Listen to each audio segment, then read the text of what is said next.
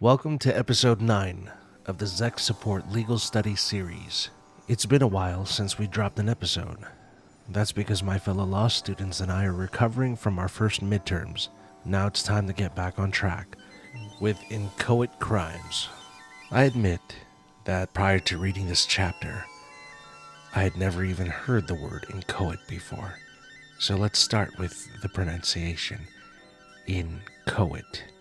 I've heard other people say inchoate, but I'm going to go with inchoate. So what does inchoate mean? Inchoate means something incomplete or not fully formed. In criminal law, that means actions taken in preparation for a future, usually more serious crime. Think of it like setting up the pieces on a chessboard. You haven't won the game yet, but your strategy is already in motion. There are 3 major inchoate crimes.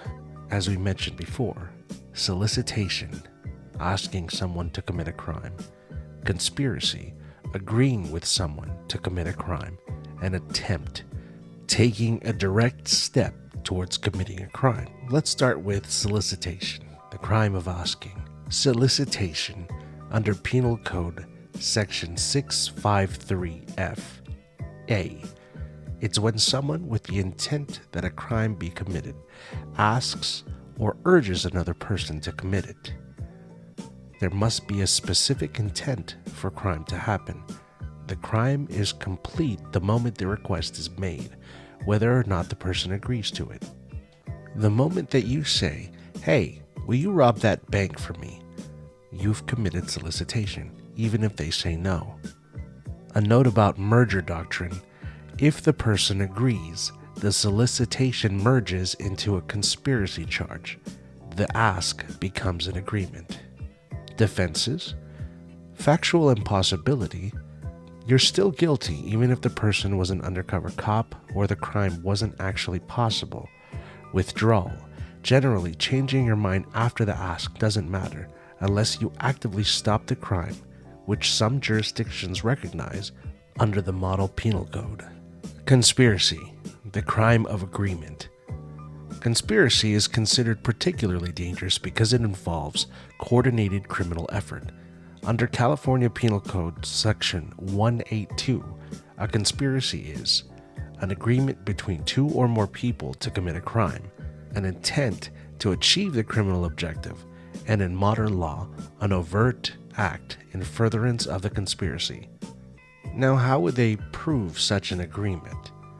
They would look at factors like association with co-conspirators, knowledge of the crime, presence at the scene, and participation in planning or execution.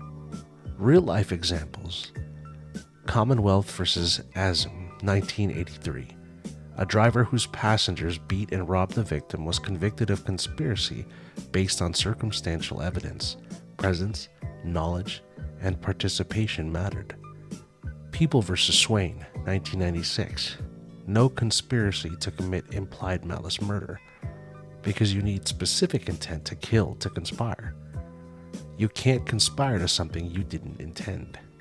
Under the doctrine from Pinkerton versus United States, 1946, if you're part of a conspiracy, you're liable for other crimes your co-conspirators commit, as long as they are in furtherance of the conspiracy and reasonably foreseeable. Now, there is a quirky little rule called Wharton's Rule.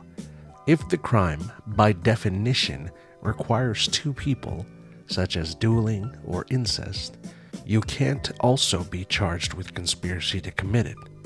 Why? Because the crime already requires 2 people. The agreement is built in. Under California Penal Code 21A, an attempt to commit a crime involves specific intent to commit the crime, a direct but ineffective act toward the crime.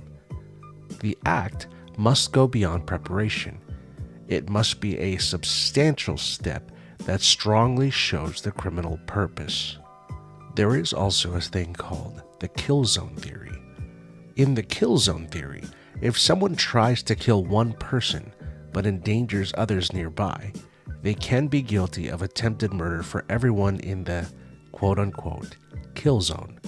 And when it comes to impossible attempts, most jurisdictions, including California, say it doesn't matter if the crime was impossible. If you thought you could do it and took action, you're guilty. So let's break it down one last time.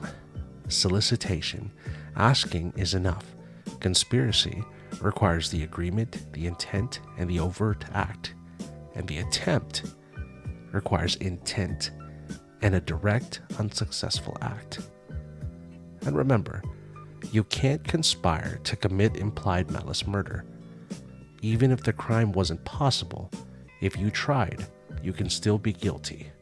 That wraps it up for our episode. While these offenses may be incomplete, the law treats them seriously because they show dangerous intent. We'll see you next time for episode 10. Till then, stay informed, stay vigilant, stay on the right side of the law. And when you need to prepare for that midterm, you can always count on Zech support.